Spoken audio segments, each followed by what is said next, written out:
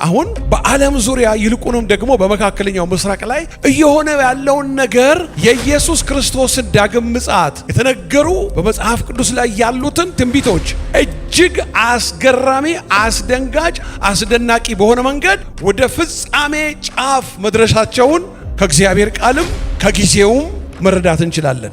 የዓለም ሁሉ ትኩረት መካከለኛው ምስራቅ ላይ ነው። ነገሮች ሁሉም የሚጀምሩትም እዛ ጋር ነው። ነገሮች ሁሉም ደግሞ ያሉት እዛ አካባቢ ላይ ነው ያሉት። ቤተ ክርስቲያን ማለት እኔና እናንተ ከተጨበጠ የእግዚአብሔር ቃል እውነት አንጻር ዘመኑን አውቀን መንቀሳቀስ እጅግ የሚያስፈልግበት የዘመን ክልል ውስጥ ገብተናል። ቆይ ስለ መጨረሻው ዘመን ደግሞ መስበክ አለብኝ ብዬ አይደለም። የእግዚአብሔር የልቡ ሐሳብ ስለሆነ ማወቅ የሚገባንን ነገር ልናውቅ ግድ ስለሆነ ወይ ለማስፈራራት አይደለም፣ ወይም ደግሞ እንደው ዝም ብሎ ተነስቶ ከሰው ሐሳብ ተነስተንም አይደለም። ያለውን የተጨበጠውን መንፈሳዊ እውነት ማወቅ መንፈሳዊ ግዴታ ስለሆነ ነው። ብዙ ሰው ይጠይቃል። መነጠቅ የሚባለውን ትምህርት ሰምተናል። በተለያየ ሚዲያም፣ በተለያየ ቦታ ላይም፣ በተለያየ ወንድሞች፣ በተለያየ ቤተክርስቲያንም ሰምተናል። መነጠቅ የሚባል ነገር አለ። ታዲያ መቃረቡን በምንድን ነው የምናውቀው? እንዴት ልናውቅ እንችላለን? መነጠቅ አለ ተብሏል። አዎ፣ የብዙዎች ጥያቄ ነው። እዚህ ውስጥም ያላችሁ የብዙዎቻችሁ ጥያቄ ነው። ቀርቧል፣ መነጠቅ ጊዜ ቀርቧል ይባላል። እንዴት ነው እሱም ማውቀው? ሁሉም በሚባል ደረጃ ምልክቶቹ ተፈጽመዋል። እንዴ ይመጣል ድንገት ነው ተብሎ ሰው እንዴት ደንዝዞ ይመላለሳል? እንዴት ቤተ ክርስቲያን ዝም ትላለች? እንዴት ይሄንን ለሕዝቡ ለምእመኑ አይነገረው? ይመጣል መነጠቅ ድንገት ነው። ድንገት የሆነ ነገር ታደለ ሰው ድንገት የሚሆን ነገር አለ ተብሎ አይነገረው?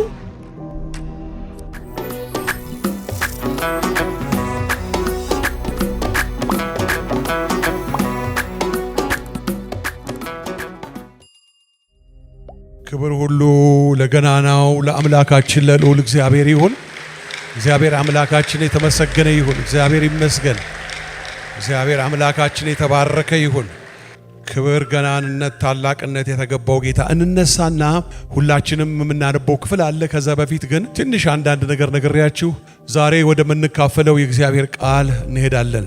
ጌታ ኢየሱስ ክርስቶስ በወንጌል ላይ ዘመኑን እንድናውቅ ዘመኑን አለማወቃቸው በዘመኑ የነበሩትን ሰዎች በጣም በቁጣና በሐዘን ነው የተናገራቸው። ቦታውን ነግራችሁ ተነባላችሁ። መጽሐፍ ቅዱስ ወንጌል ላይ ቤታችሁ ተነባላችሁ። የሰማዩን መልክ ትለያላችሁ። ንፋስ ሲመጣ እንዲህ አይነት ንፋስ መጥቷል፣ እንዲህ አይነት ነገር ሊሆኑ ትላላችሁ። ሰማዩን የምድሩን መልክ እየለያችሁ ካለ በኋላ እንዴት ታዲያ ዘመኑን አታውቁም ይላል። በዘመኑ ውስጥ የሚሆነውን ነገር የኢየሱስ ክርስቶስን ዳግም ምጽአት የሚነግራቸውን ነገር የሚሆነውን እንድናውቅ መንፈስ ቅዱስ እግዚአብሔር በውስጣችን ያደረው አንድ ነገር ይናገራል።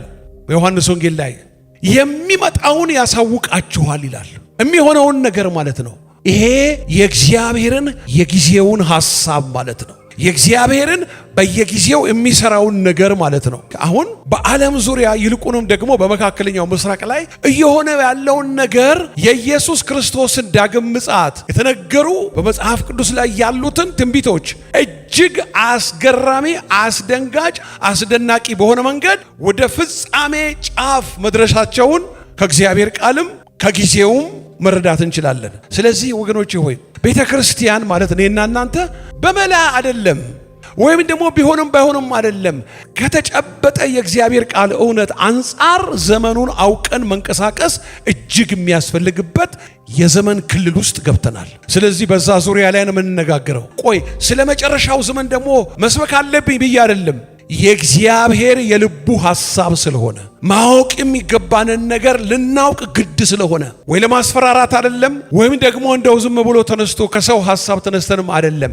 ያለውን የተጨበጠውን መንፈሳዊ እውነት ማወቅ መንፈሳዊ ግዴታ ስለሆነ ነው። ስለዚህ በዚህ ዙሪያ ላይ ነው የምንነጋገረው። እንግዲህ እንደዚህ ካልኳችሁ መጽሐፍ ቅዱሳችንን ሁለተኛ ተሰሎንቄ ምዕራፍ 2 ላይ እናወጣና ከዛ በኋላ ደግሞ አንደኛ ተሰሎንቄ ምዕራፍ 4 ላይ እናነባለን። ሁለት ቦታ ላይ እናነባለን። መጽሐፍ ቅዱስ የያዛችሁ ሁለተኛ ተሰሎንቄ ምዕራፍ 2 ከቁጥር 3 ጀምሮ ባነበው መልካም ነው። በጌታ በኢየሱስ ክርስቶስ ስም አነባለሁ። ማንም በማናቸው መንገድ እንዳያስታችሁ ክህደቱ አስቀድሞ ሳይመጣ የአመጽ ሰው እርሱም የጥፋት ልጅ ሳይገለጥ አይደርስምና እኔ እግዚአብሔር ነኝ ብሎ አዋጅ እየነገረ በእግዚአብሔር ቤተ መቅደስ እስኪቀመጥ ድረስ አምላክ ከተባለው ሁሉ ሰዎችም ከሚያመልኩት ሁሉ በላይ ራሱን ከፍ ከፍ የሚያደርገው ተቃዋሚ እርሱ ነው። ገና ከእናንተ ጋር ሳለሁ ይህንን እንዳልኋችሁ ትዝ አይላችሁምን? በገዛ ራሱ ጊዜ ይገለጥ ዘንድ የሚከለክለውን አሁን ታውቃላችሁ።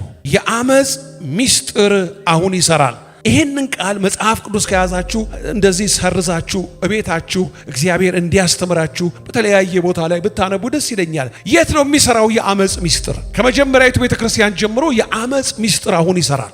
ዲያብሎስ ያሰማራቸው አጋንንቶች አለቃው መንፈስ አጋንንቱን ነው። ሰይጣን ዲያብሎስን የሚያሰማራቸውንና እሱ የሚጠቀምበትን አደራረግ እስቲ እንደው ምናልባት ጌታ ከረዳና ያለን በጣም ጥልቅ ነገር ነው። የአመጽ ምስጢር አሁን ይሰራል። ብቻ ከመንገድ እስኪወገድ ድረስ አሁን የሚከለክል አለ። በዚያን ጊዜ ጌታ ኢየሱስ በአፉ መንፈስ የሚያጠፋው ሲመጣም በመገለጡ የሚሽረው አመፀኛ ይገለጣል። ይድኑ ዘንድ የእውነትን ፍቅር ስላልተቀበሉ ለሚጠፉ የእርሱ መምጣት በተአምራት ሁሉና በምልክቶች በሐሰተኞች ድንቆች በአመፃ ማታለል ሁሉ እንደ ሰይጣን አሰራር ነው። ስለዚህ እያለ ከዛ በኋላ ይቀጥላል። ይበቃናል። ይሄን ያህል ካየን ደግሞ አሁን አንደኛ ተሰሎንቄ ምዕራፍ 4 ነው 13 ጀምሮ ነገር ግን ወንድሞች ሆይ ተስፋ እንደሌላቸው እንደሌሎች ደግሞ እንዳታዝኑ አንቀላፍተው ስላሉት ታውቁ ዘንድ እንወዳለን። ኢየሱስ እንደሞተና እንደተነሳ ካመንን እንዲሁም በኢየሱስ ያንቀላፉትን እግዚአብሔር ከእርሱ ጋር ያመጣቸዋል። በጌታ ቃል የምንላችሁ ይህ ነውና እኛ ሕያዋን ሆነን ጌታ እስኪመጣ ድረስ የምንቀር ያንቀላፉትን አንቀድመም። ጌታ ራሱ በትእዛዝ በመላእክት አለቃ ድምፅ በእግዚአብሔር መለከት ከሰማይ ይወርዳልና በክርስቶስ የሞቱ አስቀድመው ይነሳሉ። ከዚያም በኋላ እኛ ሕያዋን ሆነን የምንቀር ጌታን በአየር ለመቀበል ከእነርሱ ጋር በደመና እንነጠቃለን የሚለው ቃል በመጽሐፍ ቅዱስ በዚህ ጋር ብቻ የሚገኝ ቦታ ነው። ትልቅና አሁን በፊታችን ያለው የምንጠብቀው እጅግ አፍንጫችን ስር የቀረበ ነገር ቢኖር አሁን በኋላ በእግዚአብሔር ቃል እናየዋለን። ይሄ ነው ወገኖቼ ሆይ እንነጠቃለን፣ እንዲሁም ሁል ጊዜ ከጌታ ጋር እንሆናለን። ስለዚህ እርስ በርሳችሁ በዚህ ቃል ተጽናኑ። ይሄ ነው የሚያጽናናው። አሁን ያለንበት ዘመን ብር፣ ስልጣን፣ ዕውቀት የሚያጽናናበት ሰዓት አይደለም። ሰው በጌታ በኢየሱስ ክርስቶስ አምኖ ከዳን በኋላ ከሞት በኋላ ህይወት እንዳለ ህይወት እንደሚቀጥል ወይ ከእግዚአብሔር ለዘላለም ተለይቶ ወይ ደግሞ ከዘላለም ለዘላለም ከእግዚአብሔር ጋር ለመኖር የሚቀጥል ህይወት ካለ እንግዲያውስ ዋናው ትልቁ የከበረው እጅግ አድርገን ልናስብ ልንጠነቀቅበት የሚገባው ያ ሆኖ ሳለ ግን ያንን አስረስቶ ኑሮን፣ ሁኔታን፣ ዘመኑን እየሆነ ያለውን ነገር ብቻ ላይ እንድናተኩር ካደረገ ቅድም የነገርኳችሁ የአመጽ ምስጢር አሁን ይሰራል የሚለው የአመጽ ምስጢር ዋና ስራው ሐሳባችን በጌታ አምነን ድነን ዘላለሙ ላይ ሳይሆን የሚጠፋው ላይ እንድናተኩር ነው የሚያደርገው። ስለዚህ መንቃት፣ አንተ የምትተኛ ንቃ፣ ከሙታንም ተነሳ፣ ክርስቶስም ያበራልሃል የሚለው ነው። ወገኖቼ ወይ ብዙ ሰው ይጠይቃል። መነጠቅ የሚባለውን ትምህርት ሰምተናል። በተለያየ ሚዲያም በተለያየ ቦታ ላይ በተለያየ ወንድሞች በተለያየ ቤተክርስቲያንም ሰምተናል። መነጠቅ የሚባል ነገር አለ።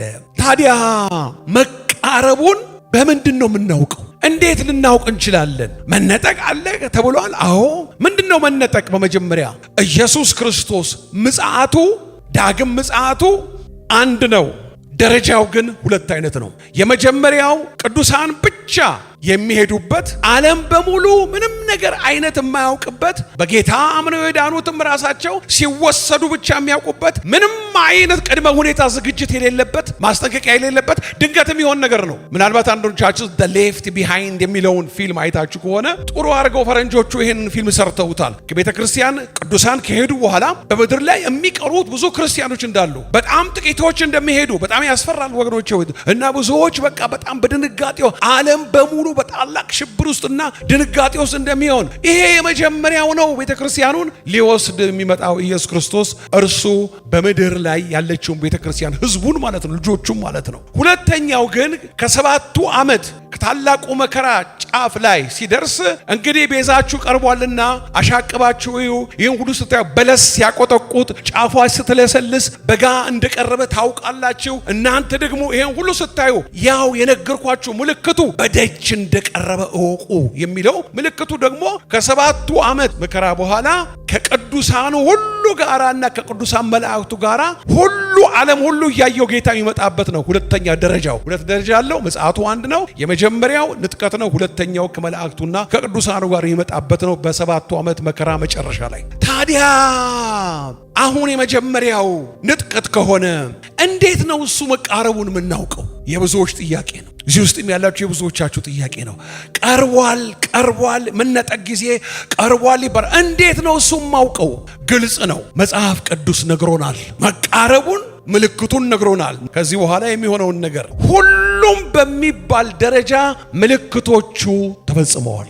የቀረው ምንድነው ማለት ነው? የመምጣትህና የዓለም መጨረሻ ምልክቱ ምንድነው ብለው ሲጠይቁት ኢየሱስ ክርስቶስ ደቀ መዛሙርቱ የተናገራቸው ምልክቶች ማስታወሻ ያዙ ምላችሁ ለዚህ ነው ስለሚጠቅማችሁ። ማቴዎስ ወንጌል ምዕራፍ 24 ላይ በሙሉ ታገኛላችሁ። የሉቃስ ወንጌል ምዕራፍ 17 እና ምዕራፍ 21 ላይ በሙሉ ታገኛላችሁ። የማርቆስ ወንጌል ምዕራፍ 13 ላይ በብዛት ታገኛላችሁ። የማቴዎስ ወንጌል ምዕራፍ 25 ላይ እነኚህ ላይ ምን ሆነዋል? ከ40 በላይ የሆኑ የመምጣቱ ምልክቶች በሙሉ ተጽፈው ታገኛላችሁ። እነሱ ደግሞ በሙሉ በሚባል ደረጃ የተፈጸሙበት ዘመን ውስጥ እያለን እንዴ ይመጣል ድንገት ነው ተብሎ ሰው እንዴት ደንዝዞ ይመላለሳል? እንዴት ቤተክርስቲያን ዝም ትላለች? እንዴት ይሄንን ለህዝቡ ለምዕመኑ አይነገረው?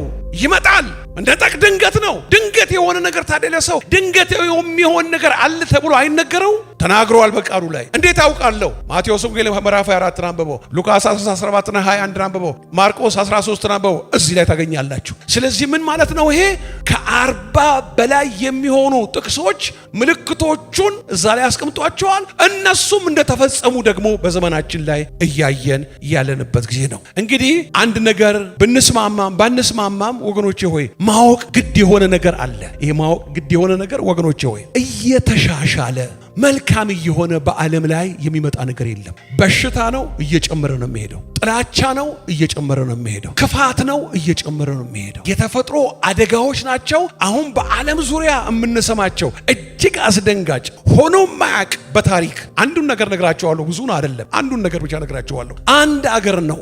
አገሩ ቻይና ይባላል። ሁላችሁም ታውቁታላችሁ። አንዱ ኮርነርና አንዱ ኮርነር ላይ ማለት ሁለት ቦታ ላይ አንድ አገር ውስጥ ያለው አንደኛው አገር ላይ 369,000 ህዝብ መውጫ በሌለው እጅግ ከፍተኛ በሆነ የጎርፍ አደጋ መጥለቅለቅ መውጫ የለውም። ተከቦ ግማሹ ራሱን ለማዳን ጣራው ላይ ወጥቷል። እጅግ ብዙ ሰዎች እያለቁ ያሉበት መውጫ የለም፣ ተከበዋል። የአገሪቱ መንግስት ከአቅሙ በላይ ሆኗል።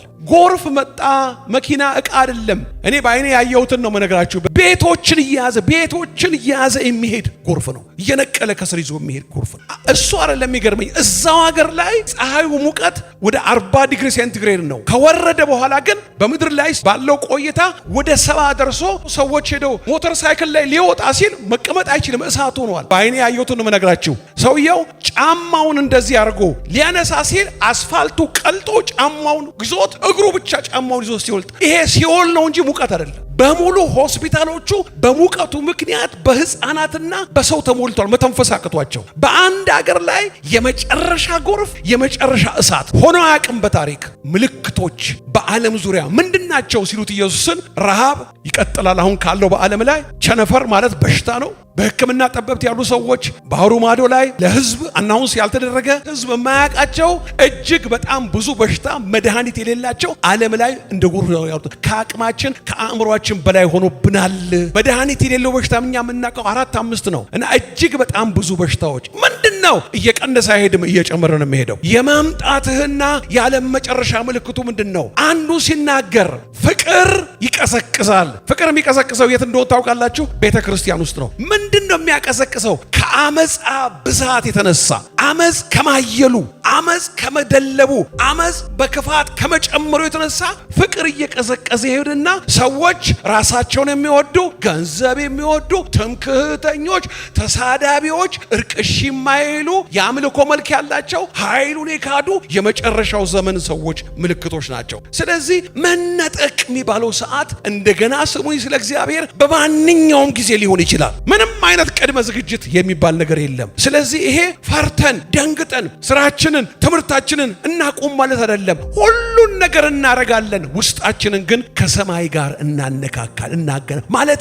በመገኘት ውስጥ ማለት የጽድቅ ኑሮ ከእግዚአብሔር ጋር አብረን ተነካክተን የምንኖረው ኑሮ ማለት እንዴት ነው? ህልውናው እየተሰማን የምንኖረው እግዚአብሔር ደስ የሚሰኝበት የወንጌል ስርጭትን እያደረግን ለሚጠፉ እያለቀስን ብንችል እየጸለይን ብንችል እየመሰከርን እያዘንን ለሰዎች የምንኖረው ኑሮ ከክፋት ርቀን ከርኩሰት ርቀን ክፉ ነገሮችን ሳንለማመድ ማለት ነው። ወገኖች እግዚአብሔር አምላክ ይርዳል። ተመልከቱ ከዛሬ 20 25 30 ዓመት ወደዚህ አሁን ትመጣላችሁ 20 ዓመት 15 ዓመት 15 ተመጡ የዓለም CNN አልጀዚራ BBC መካከለኛው ምስራቅ ሳያነሱ ያሉበትን ቀን ንገሩኝ ካያችሁ።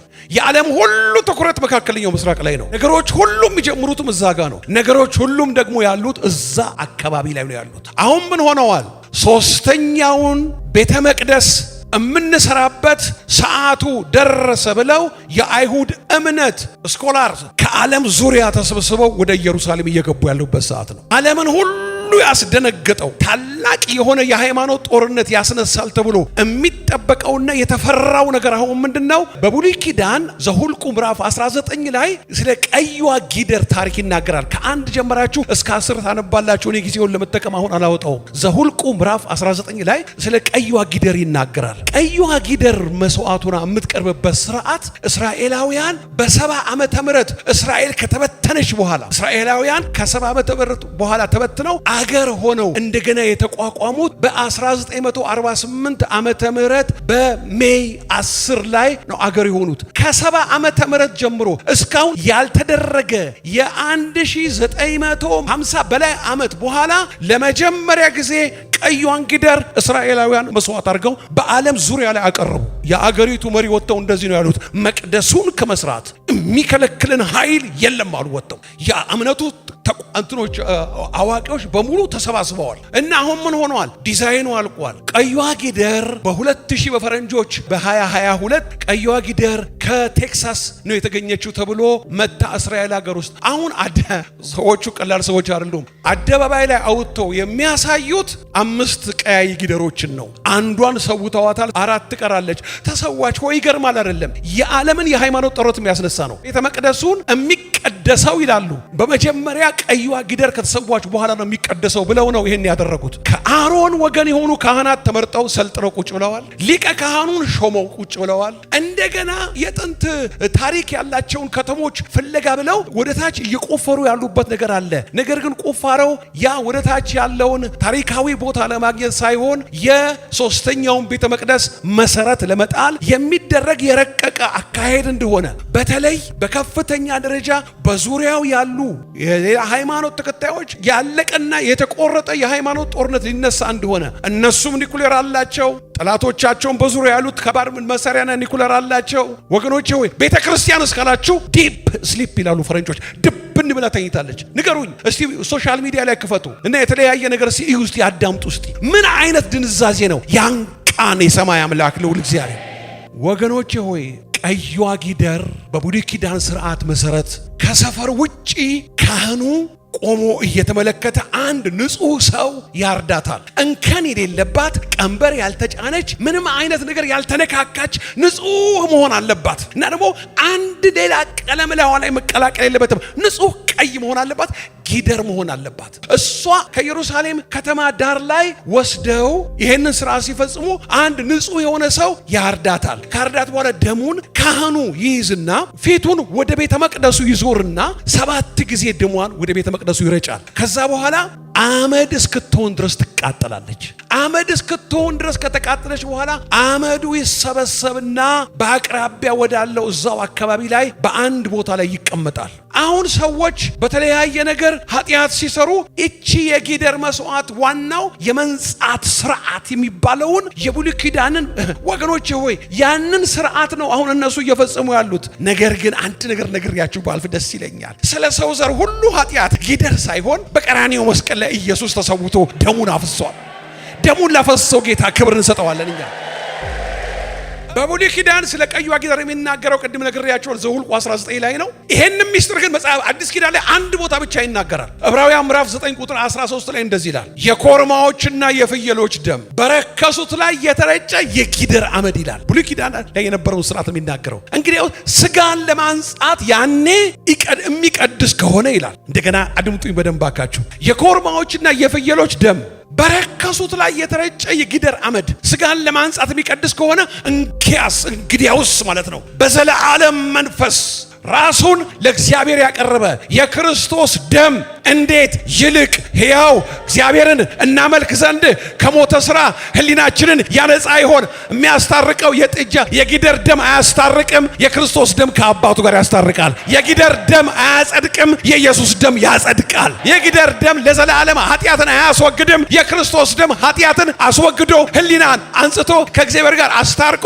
የእግዚአብሔርን ልጅነት ለሚሰጠው ጌታ ክብር ቆመን እንሰጣለን። ክብር ለኢየሱስ ክርስቶስ ይሁን። ክብር ለደሙ እንሰጣለን።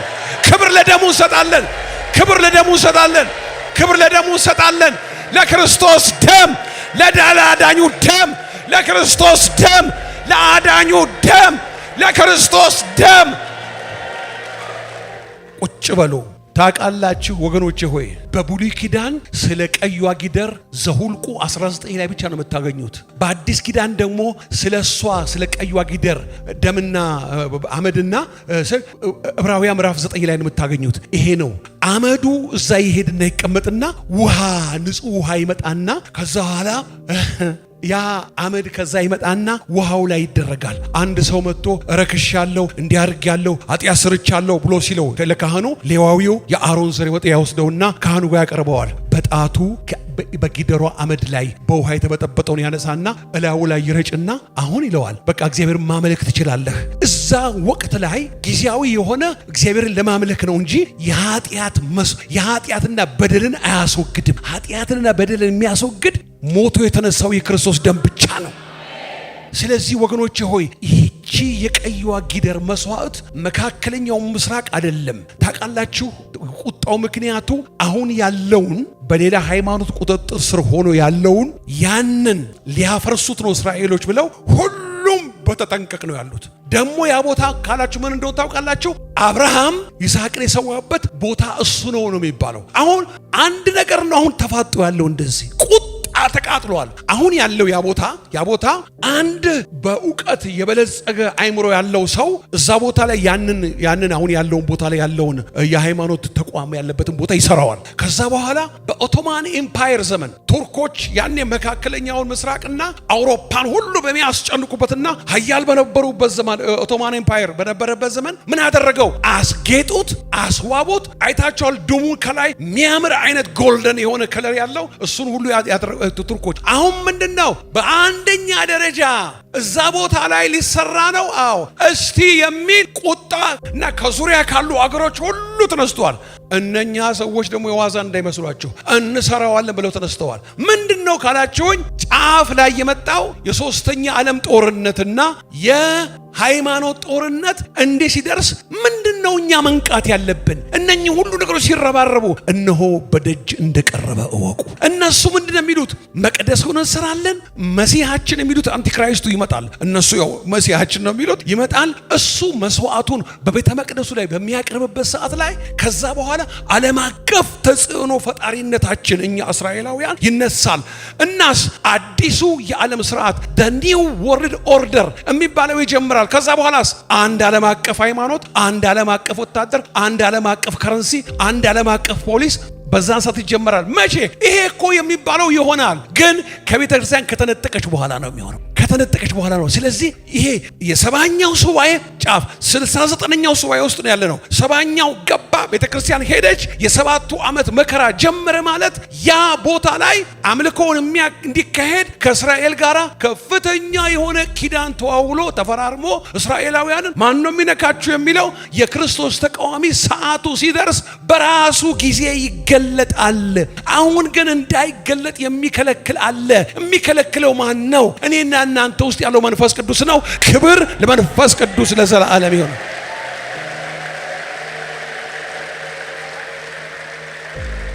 ምንድነው የመጨረሻው ዘመን ምልክት? ሌላው ዕውቀት ይበዛል። ዕውቀት ይበዛል። ወገኖቼ ሆይ በአሜሪካን ሀገር ላይ ስሙን ለጊዜው አልያዝኩትም። አሁን በጣም እግዚአብሔር ያስነሳው የጽድቅን ወንጌል እንደ ጉድ እየሰበከ ያለ በዓለም ላይ ከፍተኛ የሆኑ አድማጮችና ደግሞ ቸርቹ ላይ በጣም ብዙ ሕዝብ ያለው ወጣት ልጅ ነው። እዩኝ ማያቅ በጣም ንጹህ የሆነ በአሁን ሰዓት እግዚአብሔር ያስነሳው ሰው ነው። ምን እንዳደረጉ ታውቃላችሁ? በኤአይ ድምፁን እንዳለና ምስሉን እንዳለ ሰሩትና ለእንደዚህ አይነት ጉዳይ ይህን ያህል ገንዘብ ስለሚያስፈልገኝ በዚህ አካውንትና በዚህ እንትን ውስጥ ላኩልኝ ብለው ራሱ ሲናገር ምን አረጉት? ወገኖች ሆይ በዚህ በአርቲፊሻል ኢንተለጀንት ራሱን ቁጭ አርገውት ድምፁን ቁጭ አርገውት ግን የሚፈልጉትን ነገር በሱ በራሱ አፍ ነው የሚናገረው። ያስፈልገኛል ብሎ ሲናገር ያ የሚወደው ህዝብ ጠቅላላ እንደ ጎርፍ ብሩን ሲለቅ አፈሱት። ልጁ ወጥቶ ዋርኒንግ እኔ አይደለሁም። ዕውቀት ይበዛል። ማንም እንዳያስታችሁ ተጠንቀቁ። አንብቤ ያለው ራሴ አይቼ ከአንድ ወንድም ጋር ስንጫወት እንደዚህ ይሄ ቻት ጂፒቲው የጸለየውን ጸሎት በስመ አብ ወወልድ ወመንፈስ ቅዱስ። ወገኖቼ ወይ እንዲህ አይነት ጥርት ያለ የሚያጓጓ ወይኔ ማሽን እንደዚህ ይጸልያል። ምንድነው እሱ? ማንም እንዳያስታችሁ። ለምን ያሳችሁ የዲሲቭ የሚያደርግበት ደረጃው በጣም ከፍተኛ ነው። ዘመኑ እንደዚህ አይነት አይን ያወጣ ዘመን ነው። ስለዚህ አንጮክ ብሎ መንቃት በሉ እስቲ። መንቃት። እነኚህ የአይሁድ እምነት ምሁራን ምንድነው ያወቁት ነገር? ለምን ሁለት አሁን ወደ ኋላ አገራቸውን እንደገና ከተመዘ 70 ምናምን ዓመት አልፏቸዋል። እስከ ዛሬ ድረስ ለምን ዝም አሉ? አሁን ከዓለም ዙሪያ እነኚህ በጣም ኢንቴሌክቹዋሎች ናቸው። ምን ሰበስባቸው? አሁን ምን አመጣቸው? ምን የሚያውቁት ነገር አለ? ምን የክርስቶስ ተቃዋሚ የሚገለጥበት ሰዓት መነጠቅ እነሱ ስለመነጠቅ እኮ አያውቁም። እነሱ እኮ አዲስ ኪዳን አይቀበሉም። ግን የሚያውቁት እቺን አስረግጬን ምንግራችሁ የሚያውቁት ሚስጥር አለ።